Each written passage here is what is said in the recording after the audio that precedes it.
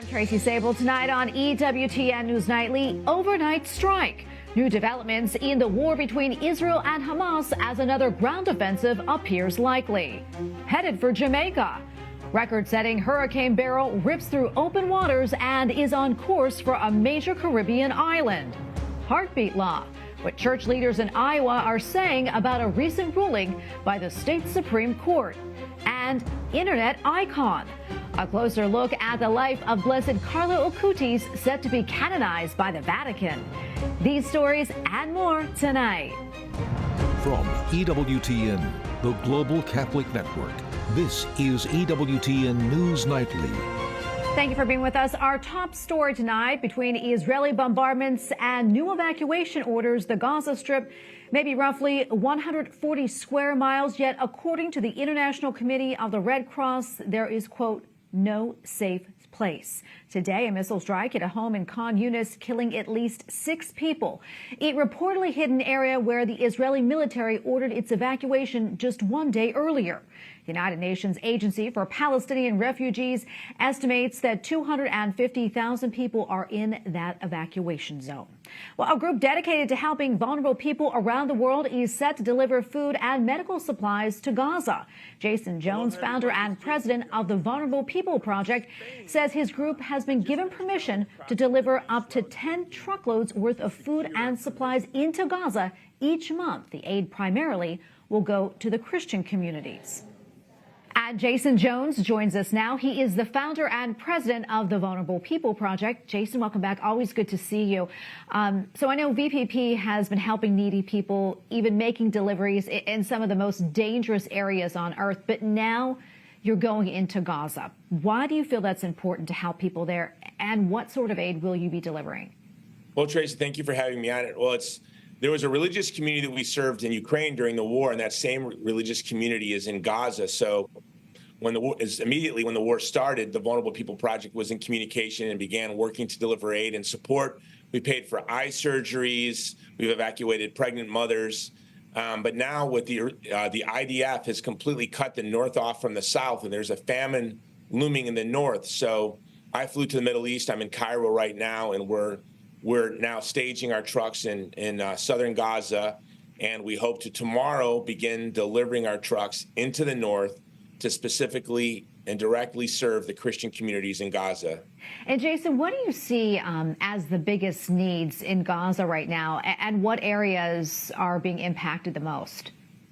Well, I think it's important to recognize that there's been a lot of famine denial, denying that there's a famine in Gaza, but Gaza has been completely divided between the north and the south by the Israeli Defense Force. 100% of the Christians and all of the churches are in the north, and that is where the famine is looming. And so while there are 15,000 confirmed children that have been killed in this war, another 20,000 that are missing, and so that's a great concern. We want a ceasefire, but as long as this war continues to rage in the north, because the north has been cut off from all deliveries, the greatest threat is famine. And what else would you like people to know about the situation there in Gaza? Well, I think it's important to recognize the beauty and dignity of the Christians in Gaza. This is a church that goes back to St. James.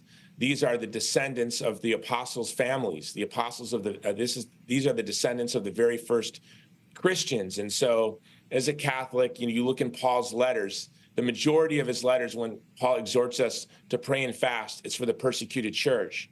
And so I would ask that all Christians pray for the people of Gaza and pray for the Christian communities of Gaza. All right, Jason, we're going to leave right there. Thank you so much for coming on today, and thank you for what you do. We appreciate it. God bless. Thank you. All right, now to the Caribbean, where a hurricane warning is in effect for Jamaica as a now Category 4 storm rips through the open waters. Currently downgraded to a Cat 4, Hurricane Beryl was the earliest Category 5 storm to ever form in the Atlantic.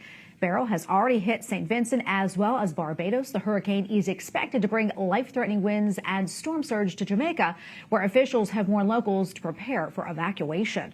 Earlier today, the storm had top winds of 160 miles per hour. And for more, let's go to Dr. Jill Trepiner, chair of Louisiana State University's Department of Oceanography and Coastal Sciences. She is also an expert on extreme climate and weather phenomena, including hurricanes.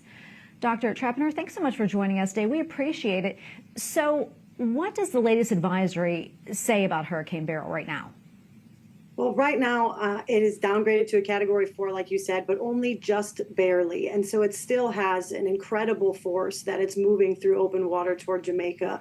So the latest is it is weakening. They are expecting it to continue to weaken just slightly as it approaches the coastline of Jamaica, but it will likely hit as a major hurricane in the early hours of Wednesday morning. The storm, thankfully, is moving quickly, so it has forward trajectory that is getting it away from Jamaica relatively quickly compared to storms that may stall in a region. So thankfully, it will move beyond relatively fast. And the thought is that it will hit the Yucatan at a minor category strength, 1 or 2, as it downgrades further. And typically when storms interact with the plateau, the highland area of the Yucatan, and that land interaction, they continue to decay even more. So the thoughts are it will weaken as it moves out into the Bay of Campeche. I think at that point is when we really need to watch for it to see if it will have any additional space before landfall again to intensify before making landfall a second time, or third, I suppose. Yeah, and when it does make landfall, I mean, what should folks prepare for? Any storm like this, immediately at a coastline, you have to think about storm surge, which is that large rise in water as a storm approaches the coastline. That's an immediate coastal threat. But then on top of that, you have waves, and the heights of those can vary drastically depending on where you are along the coastline. But at a Category 4 strength, it will be a large inundation no matter where you are in that space. I think then once you're a little further inland or maybe even a higher elevation, there's that severe wind threat. Most people don't quite recognize the level of severity of 150 miles per hour or even 130 miles per hour. Even though the storm is weakening, that's still an incredible wind intensity that can easily take off the rooftops of buildings and influence structures in negative ways. So I think the big threats are those. And then if you do live in a place where you might be at the bottom of a river system, or you might be near a lowland area around higher plateau regions, you might see additional flooding from rainfall. The storm, thankfully, like I said, it's moving quickly. So ideally the rain will be heavy when it happens, but then it will be over relatively quickly. That's the hope. But if you are in a place that's prone to flooding due to rainfall, not from coastal flooding, that's something you should be considering as well. We have about 20 seconds left, but I really want to ask you this question really quickly about timing. Is it rare to see a hurricane of this magnitude so early in the season? It is. Typically, eastern edges of ocean basins have a little bit of cool water this early in the season, but as we all know, the Atlantic has been exceptionally hot early in the year. And so I think that's part of why we saw such an early eastern Atlantic basin storm form at this level. All right, we're going to leave it right there. Thank you so much for weighing in, Dr. Trepiner. We appreciate it.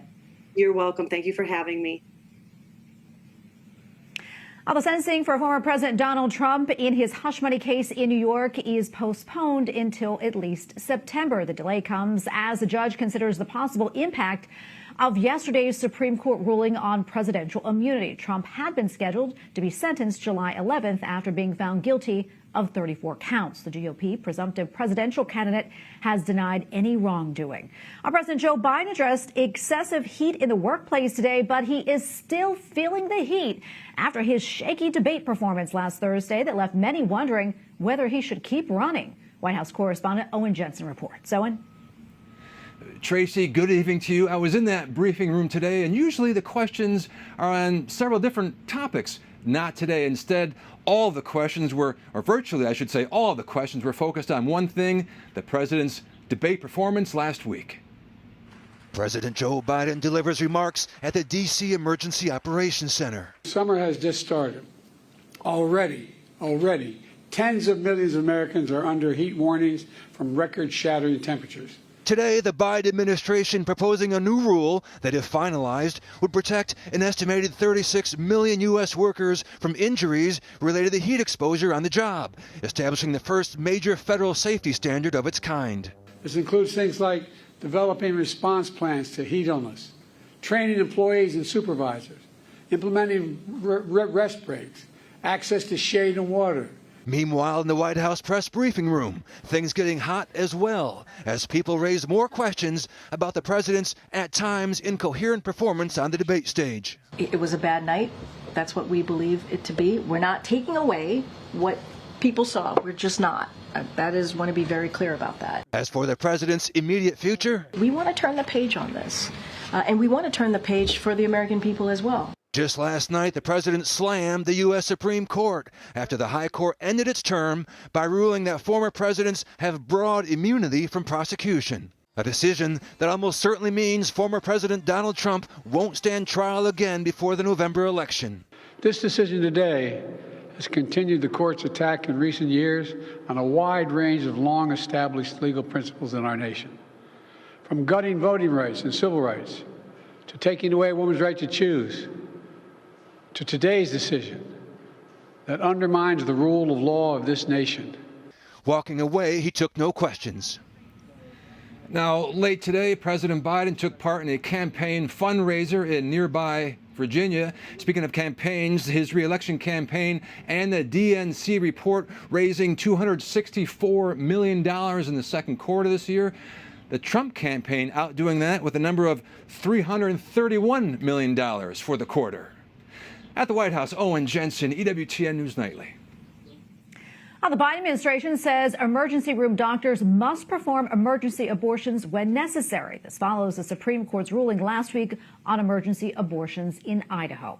In a letter to doctor and hospital associations, the White House says in part, quote, no pregnant woman or her family should have to even begin to worry that she could be denied the treatment she needs to stabilize her emergency medical condition in the emergency room. The first House Democrat joins the list of those calling for President Biden to withdraw from the 2024 election. In a statement, longtime Texas lawmaker Lloyd Doggett says, my decision to make these strong reservations public is not done lightly, nor does it in any way diminish my respect for all that President Biden has achieved, recognizing that, unlike Trump, President Biden's first commitment has always been to our country, not himself. I'm hopeful that he will make the painful and difficult decision to withdraw. Congress is on recess this week, but some lawmakers are already digging in over how much money the federal government should spend next year, while others say the current top-line number isn't enough. The battle is sure to heat up as the 2024 election is only a few months away. Capitol Hill correspondent Eric Rosales reports. Eric. Oh, good evening, Tracy. Let's give our viewers a little background. Now, this fight over government funding actually started last year when Congress passed a deal called the Fiscal Responsibility Act. It was negotiated by then House Speaker Kevin McCarthy and President Joe Biden. It raised the debt ceiling and put a spending cap on government funding spending. But you may recall that that agreement ultimately cost Kevin McCarthy his job. Now, fast forward to today. Next year's government funding bill could see another contentious battle. How much does it cost to fund the United States government next year? Congressional Republicans released their top-line number, $1.6 trillion. The GOP plan includes defense increases of nearly $9 billion, Homeland Security funded above the president's budget request, fully funded Veterans Affairs, including veterans' medical care and benefits, and cutting State Department funding by 11%. Overall, non-defense programs would see a 6% cut across the board. Democrats say no way. They are cutting $75 billion out of non-defense discretionary funding, which will hurt children, hurt working families, hurt the ability to administer Social Security. Republicans say the world has changed since last year, with wars everywhere, and increasing defense funding should be a top priority. Senator Murray has said once again she's going to insist on equal treatment for defense and non-defense. That, in my view, is absurd. It doesn't reflect current needs. Republicans plan to make cuts through the reconciliation process. The procedure overrides the Senate filibuster rules, which may otherwise require a 60-vote majority to pass. The budget reconciliation process is a big part of the plan. We've made no secret about that. We want to be very aggressive. We want to cut taxes, cut regulations, and achieve real policy victories for the American people, and we think the reconciliation process is part of that. But there is infighting within the GOP. Some Republicans want to wait until January after the election for President Trump, if he wins, to decide the best way to move forward. So where is this all leading? Extreme MAGA Republicans are marching us to a government shutdown. As of today, House Republicans have passed about 60% of next year's budget. House Speaker Mike Johnson wants to wrap up the rest of it by the August break, but that could be tough. Fights over the remaining appropriation measures are expected. And over in the Senate, House Democrats have already said that the GOP passed bills are dead on arrival. So time will tell if we're going to see the threat of yet another government shutdown. At the Capitol, Eric Rosales, EWTN News Nightly. And we have a lot more still to come here on EWTN News Nightly, including horror in India. Dozens of people are dead following a massive stampede. We have the latest. And ultra-Orthodox Jewish men clash with police in Israel. We'll tell you more.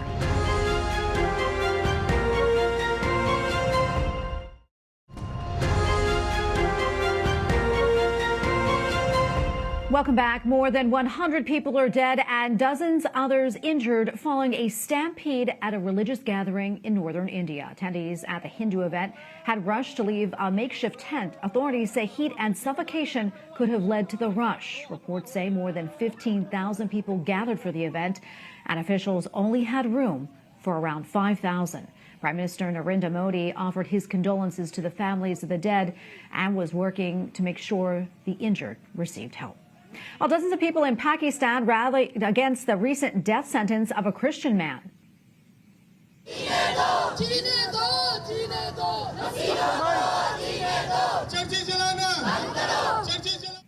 The protesters from the country's minority community chanted, "Let Christians live." This after a Christian man was found guilty of blasphemy for sharing social media posts that were ruled to be hate speech against Muslims. Attorneys are set to appeal the death sentence. Thousands of ultra-Orthodox men clash with police in central Jerusalem. This after Israel's highest court issued an order for them to begin enlisting for military service.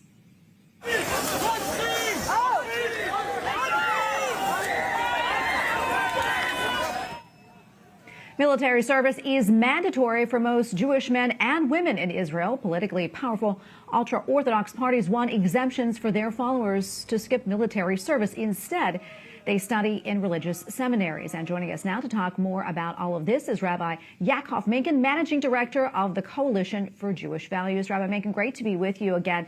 A lot to unpack, but for those who may not know, tell us why military service is compulsory in Israel and why the ultra-Orthodox community had been exempt from it up until now.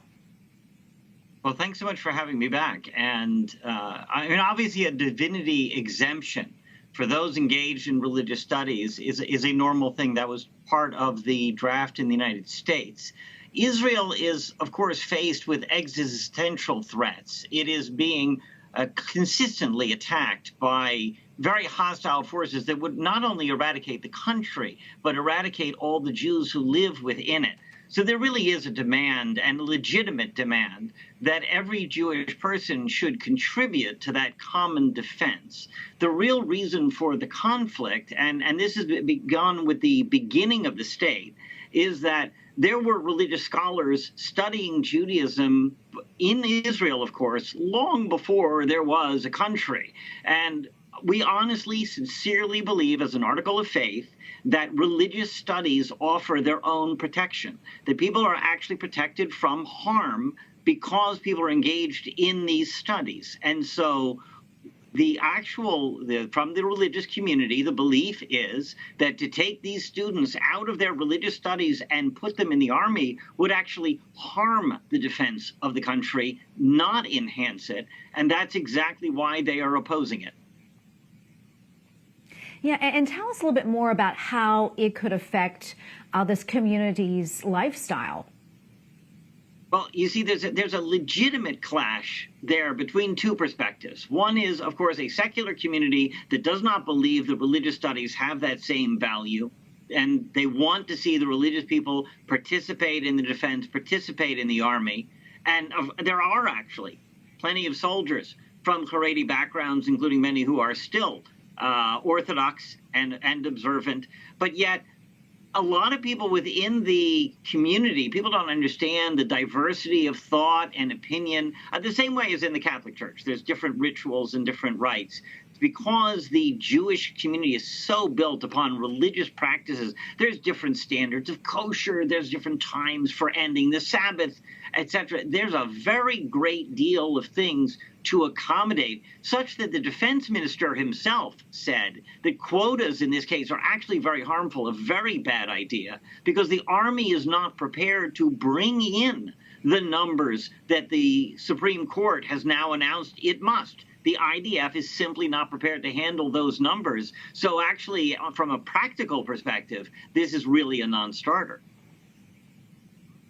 Yeah, and obviously, I mean, this is causing a lot of uproar in Israel. What would happen to those that don't comply?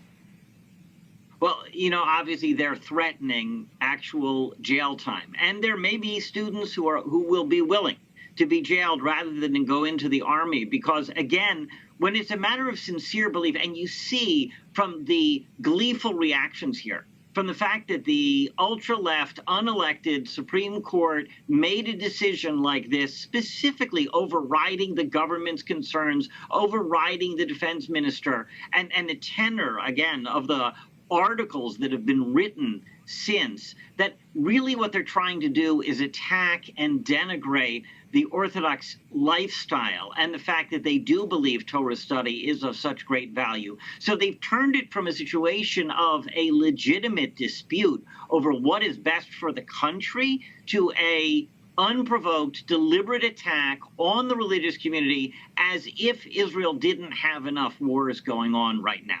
So it's kind of obvious that the Haredi community faced like a threat like that will not comply. All right, we have to leave it right there. Rabbi Menken, always good to be with you. Thank you so much for your insights. Thank you. All right, now to the war in Ukraine. Defense Secretary Lloyd Austin said the U.S. will announce an additional $2.3 billion in security assistance for Ukraine. He made those remarks during a meeting with the Ukrainian defense minister at the Pentagon. And in Kyiv, President Volodymyr Zelensky met with Hungarian Prime Minister Viktor Orban. The visit was a rare gesture in a tense relationship between the two countries. Up next on EWTN News Nightly, next stop, Sainthood. Learn more about the soon-to-be first millennial saint.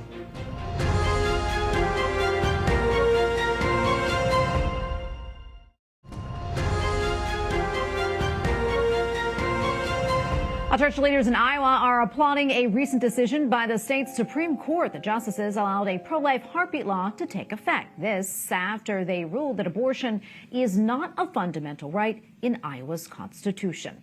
Iowa's bishops celebrated the ruling, saying in part, quote, "This is a question of the common good and human dignity. Human life is precious and should be protected in our laws to the greatest extent possible." Despite his short life, Carlo Acutis left a formidable legacy and lasting impact on many for his immense love for Jesus and use of technology for the glory of God. The Vatican has now officially approved his canonization as well as that of 14 other blesseds. Anthony Johnson from the EWTN Vatican Bureau has more. During his life, Blessed Carlo Acutis was a computer coding teenager, but in death, he is the first millennial saint to be. Known for his devotion to Marian apparitions and Eucharistic miracles, he cataloged all of them on a website he designed. His mother says she knew her son will be canonized. I'm not surprised because few months after he died, he told me, "Mama, I will in my dreams." He appeared me in my dreams, and he said, "Mama, I will be beatified, and then I will be canonized." So I was already prepared. Only 10 days after his diagnosis, Acutis died of a rare type of leukemia at the young age of 15. Despite the rapid progression of his illness and the fact he knew the end was near, the young boy showed a supernatural peace and readiness for death. For Carlo, death was the passage through life. And for Carlo, his love was Jesus. So when you die, you meet Jesus. The only thing he used to say that we have to live like if each day of our life is the last day of our life. And he said that Carlo used to say that the only things we have to be scared is sin, because this can take us away from the eternity, from Jesus. Blessed Carlo made many pilgrimages to Assisi in Italy, and that is where his mortal remains rest. So it was fitting that Pope Francis chose the place as the site of the millennial's beatification, just 2 days shy of the 14th anniversary of Acutis' death. Since the day of his passing, thousands of people have come to pray for his intercession at his grave. And we are very happy because we see that Carlo is doing a lot of good to people, and each day we receive a news of a possible miracle, healings, conversion, people that couldn't have the son or then became pregnant, or people that had no works, many different type of, but especially healings, and conversion. This is the most important for me, because eternal life is the most important thing. While Acutis' canonization date has not been set, it is expected sometime during the 2025 Jubilee. On October 20th, the 14 other blesseds will be canonized. They include Italian and Canadian founders of religious orders, as well as the 11 martyrs of Damascus, who refused to renounce their Christian faith and convert to Islam during the 1860 Syrian Civil War. In Rome, Anthony Johnson, EWTN News Nightly. And we thank you for watching tonight. Remember, you can follow us on social media, Facebook, X, and Instagram at EWTN News Nightly. I'm Tracy Sabol. Good night and God bless.